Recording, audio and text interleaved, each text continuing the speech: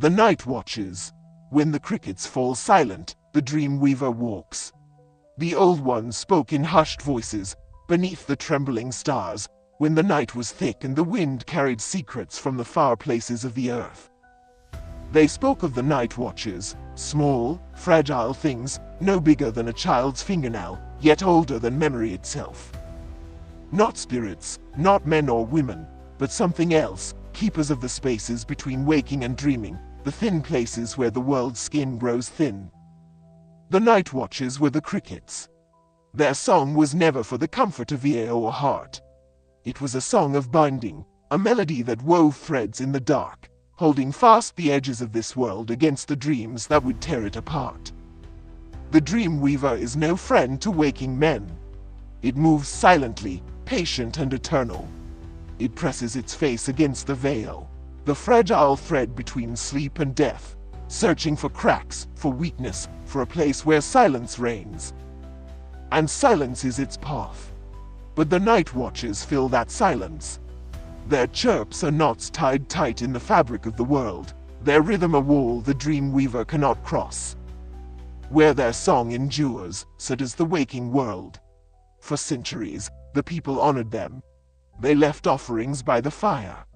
They whispered prayers for the night watch's protection. They never crushed one beneath a careless foot, for to harm them was to unravel the thread that holds the dream weaver at bay.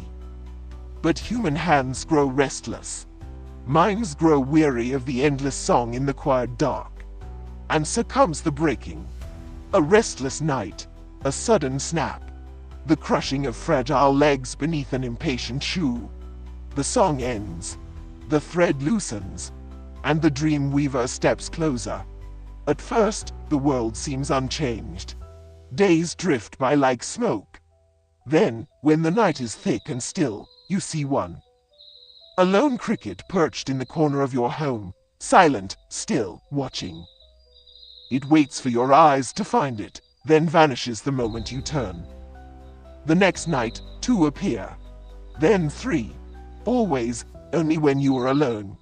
You try to show others. They see nothing but empty air. You trap one in a glass jar, certain you have proof. But when you raise the jar for another's gaze, it is empty. Only a cold ring of condensation left on the table. More come. Their numbers grow like shadows in the dusk. Their song begins as a whisper, soft, threadbare, but it grows. A steady pulse inside your skull. A clamor beneath your skin. You hear it in the bones of your teeth, in the hollow of your throat. It follows you from room to room. It is relentless. You cannot sleep. You cannot think. Your loved ones watch you with eyes full of worry and fear. They speak of sickness, of dreams unhinged. Their voices drift like ghosts through the growing din. And then, one night, the chirping stops. The silence falls like a heavy cloak.